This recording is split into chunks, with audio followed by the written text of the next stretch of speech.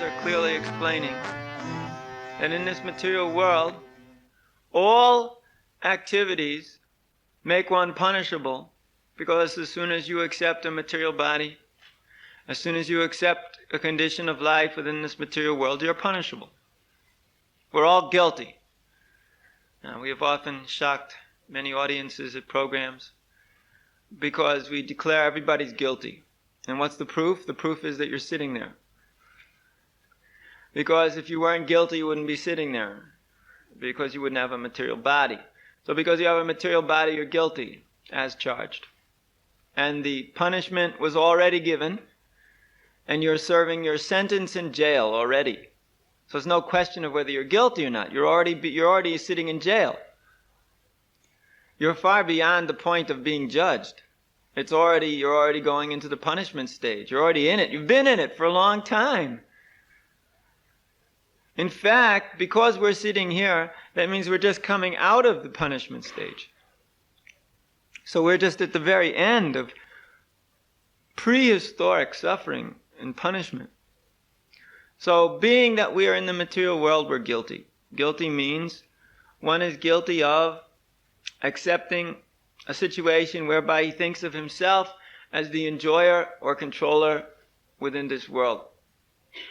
He thinks of himself as one who is a God unto himself. A God,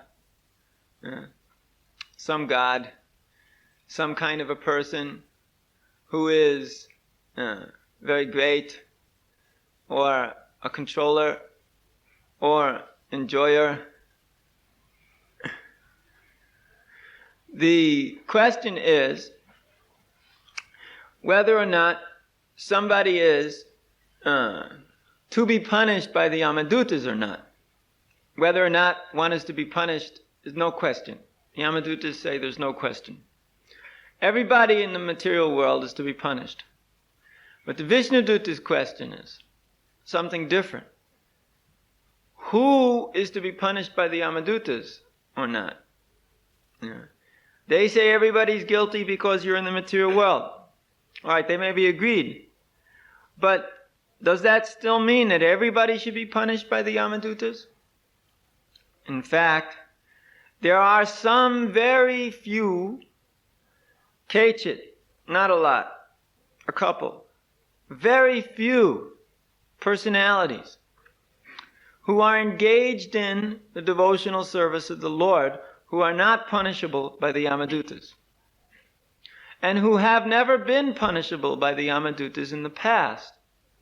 But because of the very great or seemingly great contradiction between the activities of Ajamil, who was such a sinful wretch, and his chanting of the holy name at the time of death, a unique situation developed which had never developed before. Now, one could reasonably speculate, admittedly this is a speculation, that there are different sets of Yamadutas according to the different Yamarajas, because there are different personalities taking over the position of Yamaraj throughout the day of Brahma, 14 changes of demigods. So one could reasonably assume that at least there are that many changes of Yamadutas. It's doubtful that the Yamadutas would live longer than their master. So there would be a different set of persons who might require to be trained as to who is punishable and who is not. So there are plenty of opportunities for a case like Ajamil, plenty.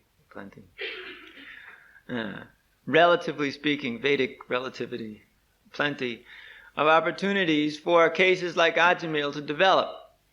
But once the case has developed, they learn. So this is a history. Because actually one doesn't even know what millennium this took place in. It doesn't have to be, in one of our Satyayug, Chaitya Dorpayug, as we just saw it. Could have been, it could have been even hundreds of billions of years ago. I mean, we don't know. We were just discussing this the other day about the problems one has with dealing with Vedic knowledge. Let's say, for instance, you've got some Muni who descends to the earth planet during one Satya Yuga from Janalok. Now, what's their time scale up there? His 1 minute on Janalok might be a couple of million years on the earth planet. Yeah. So he's giving Vedic knowledge as he heard it even yesterday. And by the time it comes down here, it's already millions and billions and trillions of years old. Yeah. That's the problem with Vedic knowledge. It's descending all the time. So therefore you cannot get a grip on it as far as chronological understanding goes. Or even as far as, like, say, a geographical understanding. Therefore the geographical understandings were more localized knowledge spoken by certain sages. Just like in one of the Puranas, there is a description by a sage who flew up over the earth planet just to look at it, see what it looked like. And then his description was there were different continents. One of them looked like a hare, like a rabbit. The other one looked like a tortoise. The other one looked like a this and a that. Just the way he described it. And he flew up, looked down, said that looks like this looks like that. And then he came back and described it. It's a typical Vedic description. Yeah. So that kind of a localized description may have more relevance to us in terms of some physical locations. But other old ancient histories, it's like Shukadev Goswami, speaks about histories which were old even when he heard them. This is an ancient history when he heard it. When he heard it, it was already ancient. That's 5,000 years ago. And it was already ancient. Incalculably ancient. So for us, 5,000 years ago is a long time. When somebody says, how old is this? Bhagavad Gita, you say, 5,000 years. More than actually, some 5,100 years ago. So then he goes, oh, that's so old. Wow. And we laugh. 5,100 years ago is nothing. It's a drop in the bucket. 5,100 years ago is yesterday. Not even yesterday. It's like last minute ago in some time scales. So one has to understand the enormity of Vedic time scales. And where this conversation's taking place with Ajamil, how this conversation's taking place, we can't understand. But the amazing thing about India is that they've preserved places over millions of years. Because there's been one culture over those millions of years. Because there's one culture, Vedic culture. Although now it's trying to be pushed out, still it's there. And that one culture has preserved its culture throughout millions of years. For instance, Ayodhya. Lord Ramachandra appeared about 1.2 million years ago. His city is still there, and the people still know everything about Lord Ramachandra there. 1.2 million years ago. The rocks which he left floating on the Indian Ocean to go to Lanka are still floating. They've been floating for 1.2 million years, and they're still floating today. Rocks which should not float are still floating. So our time scale is very much different, and our way of understanding time is different.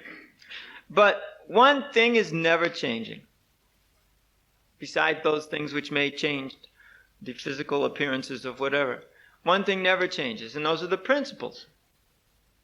It doesn't matter whether you're today, 5 billion years ago, or 5 million billion years ago.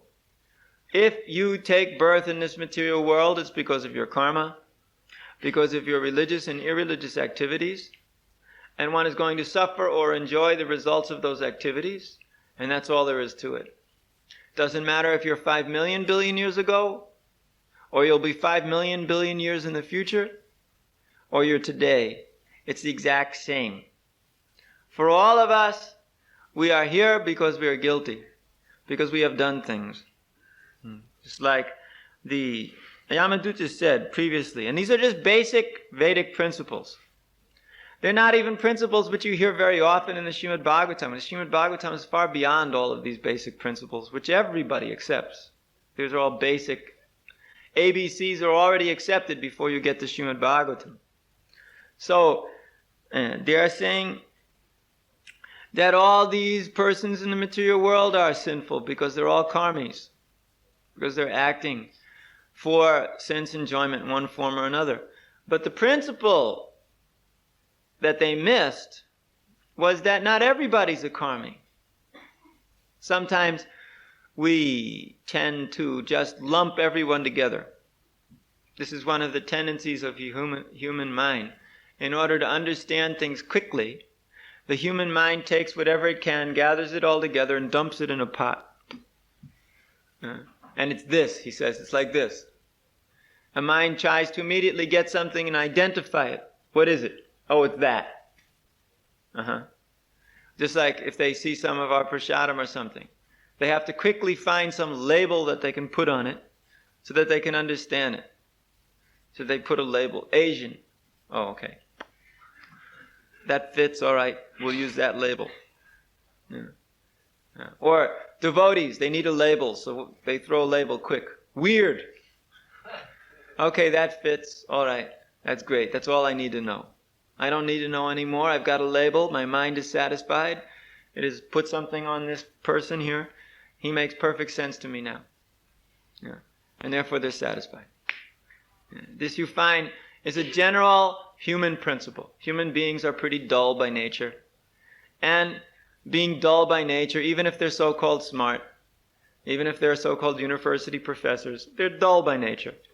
Which means that they're basically concerned with sense gratification. And all these other pursuits are just by the way for sense gratification. Even knowledge is a means to sense gratification.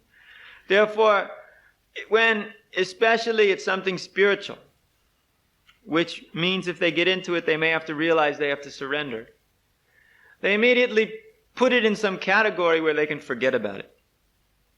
Then they just label something, forget about it, put it on the shelf. It's like you put it in a bottle, put a label on it, put it on the shelf, forget about it. In this way, most persons deal with spiritual life. Yamadutas are no exception. They dealt with everybody in the same way. All sinful. Don't think about it. Of course, Yamaraj never sent them before to somebody who was not in that condition, so they never had experience of any such person existing. That doesn't mean they didn't. There were plenty of persons existing who were going back to the spiritual world, getting liberation. But the Yamadutas never saw them. Therefore, they thought they never existed. Just like sometimes people in material world, they never see us. So they don't think we exist. And one day they see us and they wonder, what is this? Great shock all of a sudden. So Yamadutas never saw a person who was actually not to be bound up within the karmic laws. They never saw, because Yamaraj never sent them there. Yamaraj is the one who sends everybody. He sends all these Yamadutas. You go here, you go there, they go there. So they never had seen such a person before. It was the first time. And therefore, they made a mistake. Because they were busy lumping everybody in the same jar. Forget about them. And they saw Ajamil, he's just another sinful wretch like everybody else. Look at this guy, 80 years old, still making children. What's the matter with him? Doesn't have the slightest idea of anything here in this world. So they thought, he's guilty. No problem, he's guilty. Didn't even consider it, he could be otherwise. So, let's get this guy, come on, out, come with us. Now, the problem was Ajamil's qualification, which was a new thing for them. That a person who was a rascal, even now was still the same rascal, but he had developed a qualification. And that qualification was that he actually had chanted the name of God at the moment when he was to die. And that changed the whole thing, even though he was the same rascal. Now that is a very good point for us to understand here in relationship to the potency of the holy name of the Lord. That the man was still a rascal. It's not that he had become purified and was now floating around with wings on his back. He was still the same exact rascal, except there was one difference. He chanted. And when he chanted at the name of death, at the time of death, the name of God, Narayan, then, although he was still a rascal, he was not a rascal. He was a rascal because of his nature, but in fact, he was not a rascal because he chanted the holy name of the Lord. His whole qualification changed. And we can see the mercy given to him. Ajamil was lucky enough to see this conversation going on while the Yamadutas were talking to the Vishnudutas. The Vishnudutas had come, he was watching that. First he saw the Yamadutas. That was really something. That really impressed him. You know, that this is the result of your sinful life. So that was impressive enough. Anybody who sees the Yamadutas, they become pretty impressed. But that does not mean they change. Because, as I once mentioned, there was this example of a man at an airport who had a heart attack, and he had seen the Yamadutas coming to him. But because he just wasn't ready to die, they went away again. So when he saw the book with the picture, he was very afraid because he said, I've seen those persons. They came to me when I was having a heart attack. So then the devotee described to him exactly. You heard this before? Yes. Described him exactly then, but the guy still didn't surrender. He just got angry why these persons would come to me. So it is not just seeing Yamadutas going to make you surrender because you're so puffed up. You may think, next time I'm going to have a club and beat them. So, it's not like that. But Ajamil, he saw the Yamadutas. Okay, that was enough of a shock. But then he saw the Vishnudutas. Now that was pretty amazing. And the Vishnudutas were saving him from them. That impressed him. And then on top of it, he heard this whole argument. And he was just watching. Yamadutas would say something, he'd listen. Vishnudutas would say something, he'd listen. Then the Yamadutas would say something, the Vishnudutas would say something. And by the end of that conversation, he had become self-realized. Of course, it was easier because he was out of the body already. He was already pulled halfway out of the body. Here he is, halfway in and out. Yeah.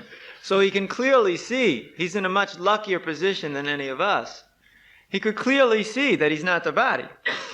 Because there it was just there, and he was just there. And there they were over there. So everything was very obvious to him. This is an example of great mercy, because everything was completely obvious. There was no way to argue about this. There's no way in the universe you could argue your way out of this point or speculate your way to some other understanding. Here's the body, there's him, they're still connected, but they're being pulled out. They're the Yamadutas, he's sinful, he knows it, he hears it, he's being pulled out. They're the Vishnudutas, he said, no, you chanted the holy name of God, therefore you should not be pulled out. It's very clear what's going on. Only the biggest fool in the creation would not catch the point.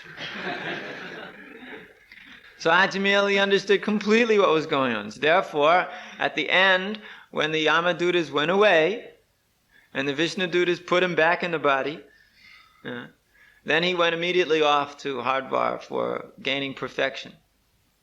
So because he had the complete mercy, because he had seen it all, and he understood it immediately. Therefore, in the Bhagavatam is very merciful to us by giving us this history, because then we can also see immediately that we should not act in a sinful way, because those sinful reactions are going to come, and according to the degree of your sinful or impious activities, the reactions are going to come and one's going to suffer. Even had Ajamil been thinking, but how did they know I did this? But they also explained exactly how they knew. The sun saw, the moon saw, the stars saw, the night saw, the directions saw, the elements saw, everybody saw, and above all, Dharma, meaning Yamaraj or the super soul, they saw. And therefore, many witnesses are there. It's like Prabhupada's teacher in that Scottish college said, karma cannot be true because where is the witness? Such a foolish argument, it's incredible. Where is the witness? It's like if there's a police, then they see you, or there's some witness, then you go to court, so you get punished. So he was such an idiot. He thought, there's no witness to our activities. As if we are the only ones, there's no one else in the creation. That's a completely atheistic argument. And this man was supposed to be a Christian. Yeah. He's supposed to be a Christian. He's supposed to believe in God. He's supposed to believe in the omnipresence of God, the all-powerful potency of God, right? Yeah. And yet, God can't even see your actions? God can't witness your actions? Incredible. It's atheism. Yeah. So, of course he can and does. Super soul all the time. And we all the time get specific punishments accordingly. Punishments and rewards, which are also punishments. These rewards of having to get another nice body in the material world, they're also punishments, because as soon as you get a nice body, immediately you use it for sinful life, and that creates more and more entanglement, and one becomes completely ruined. Therefore, one should understand that the purpose of life is not to take birth again and get a very beautiful body which enjoys like anything. Because then you're going to stay forever locked up in the cycle of birth and death. Therefore, it's not bad that we're suffering. How about that for a point? It's not bad that we're suffering. It's okay. So, the suffering's good, because by such suffering, we're never going to want to come back here again, isn't it? Anybody who's suffering the way we're suffering in the material world and wants to come back again, he deserves it. Because he has no brain whatsoever. And such a person is such a fool that he should go on suffering. But for the rest of us who are suffering like mad and can't stand it anymore, and have only one desire, is to get out of this material world, so for them, this is very good, this suffering. Therefore, we should not be so upset that we are suffering. Although it's very hard to understand this while we're suffering. It's actually possible to understand if one understands how that this world is a place of suffering, and he's not meant to stay here at all. He's meant to go back home, back to God. So in this material world, the whole point is to get out of the entanglement of material creation and go back home, back to God. And therefore, these suffering conditions offered by the material nature are very nice, because they force us to surrender. And by being forced to surrender, we will have to actually get freed from the entanglement of nature. But in Bhagavad Gita it says, Yesham tantagatam papam, you have to free yourself from all past sinful activities, and jananam punya karmanam, right now act nicely. Not that one can start the fire and pour water on it simultaneously. He can do all kinds of things and just keep trying to purify himself at the same time. This is the manye kunjara sochavat, cleansing of the elephant. You go take a bath and throw some dirt, and take a bath and throw some dirt, and take a bath and throw some dirt, and then you proclaim, the process doesn't work.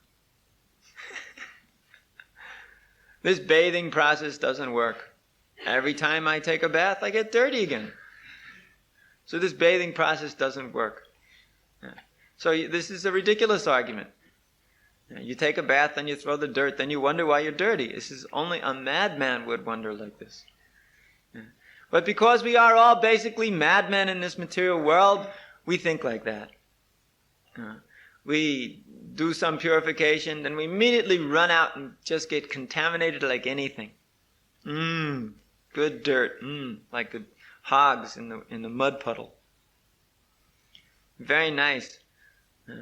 They think it's very, very good. Gloopy mud. So, this is the problem. One has to develop a higher taste. And actually, gradually, one will develop a higher taste. in very short period of time, one loses the taste for the lower things which are simply causing one entanglement in the material world. In a short period of time. It is not that it will, these lower tastes will go on forever, even though some of us may think they do, they don't.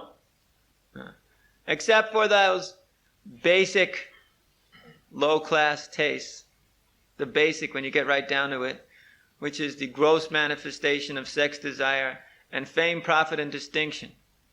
They may just keep going on, because these are the real basic obstacles that everybody's facing in this material world. But all these other things, they very quickly get cut away in Krishna consciousness. Very quickly, they get peeled off. Because we get right down to the root of the problem. We get very quickly right down to the root. The naked truth is exposed fast. And so, even after being in the movement a year or 2 or 3, immediately all these things are chopped away. And you're just bare. That's a very good word, isn't it? Bare. All the naked desires and just horrible, disgusting little things are all visible. And one can very quickly understand where everybody's at in the material world. Everybody's in the same exact condition. That's why we're in the material world. We're all here because we're all nonsenses. And it's all because of these basic desires. So, our whole business is to just keep on serving Krishna. Keep on serving Krishna. Right up to the point of death. And then these desires will be purified. There's no doubt about it. And then our lust, which is manifesting here in the material world, will gradually transform to love for Krishna. Because lust is simply a transformation of the original love. We originally have love for Krishna, but this transforms into lust due to our desires. Yeah. We have love for Krishna, but now it is manifesting as lusty desires to enjoy in the material world. Yeah. And those lusty desires either manifest physically or mentally. So therefore, our main business of life should be to just try to purify all these lusty desires, to make them actually compatible with the desires of Krishna. And that's the platform of pure love of Krishna. And that's the platform at which we actually develop some satisfaction. So therefore we should go on serving Krishna in this way and become very happy. You get 3-5 minutes to ask questions. Boy, what mercy. Yes? We learn, as far as I understand, that the soul is Satchit Ananda and purely personal. So what is its relation to time?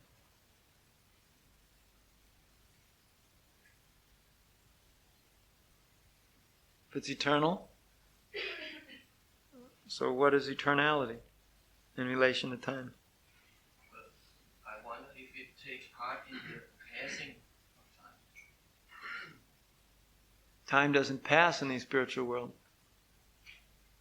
It's eternal. Then what about in this dimension of time? In this dimension, everybody's contaminated. Therefore, we think of time passing. But this is not real. Why not real? We only think of it as passing. What, time? No, it's actually passing. But the self is not passing. No, self is static. I mean, just remaining.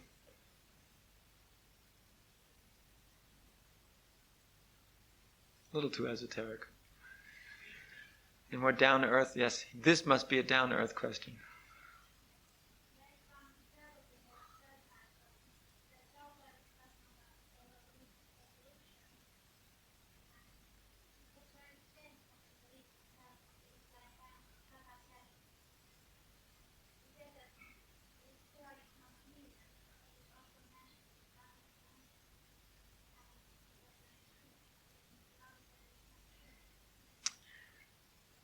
what he's saying is the principle of things evolving is true.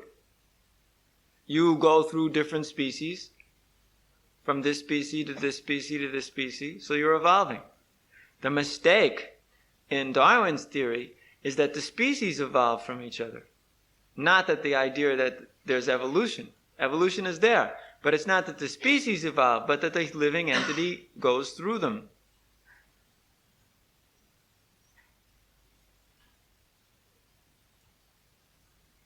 Understand?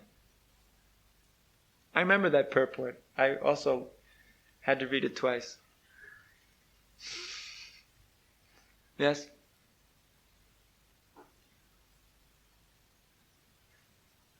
No more? Okay.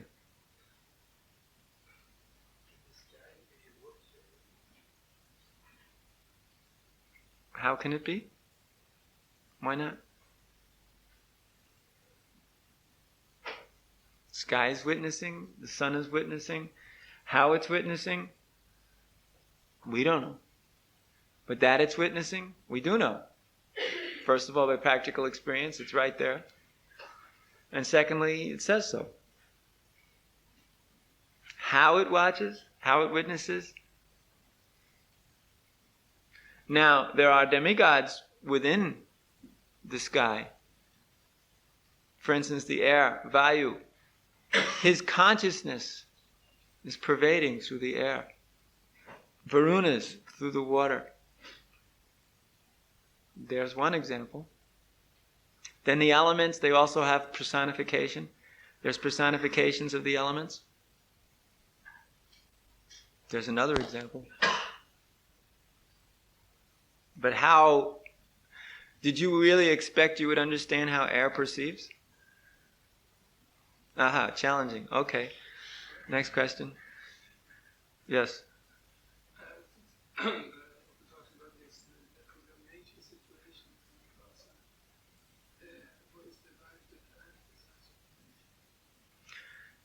To have friendly relationship with your parents to begin with.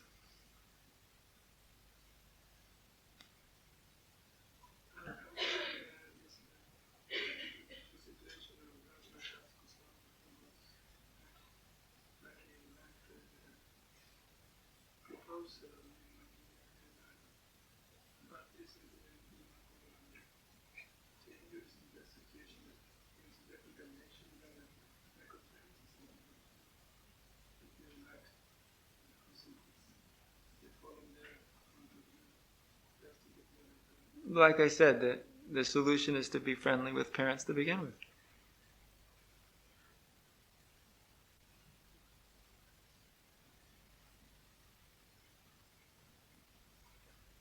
Kind of one's own karma for not taking care of his parents' spiritual development.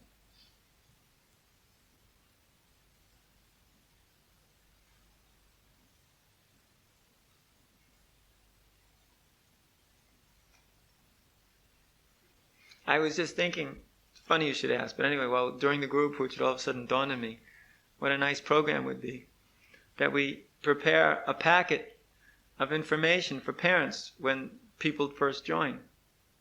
And it can even start off by saying, so, your son, daughter, has joined the Hare Krishna movement.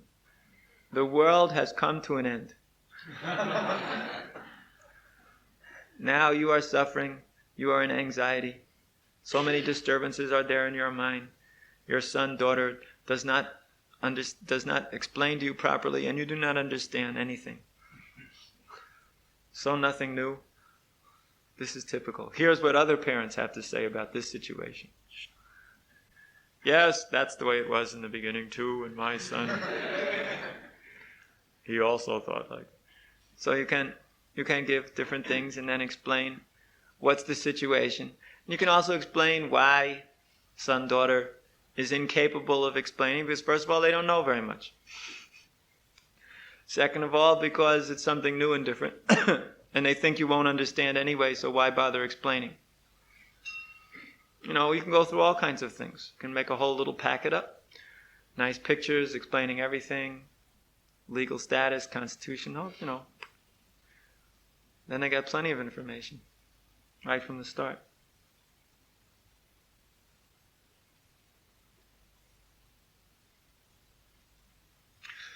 All right. My question with the part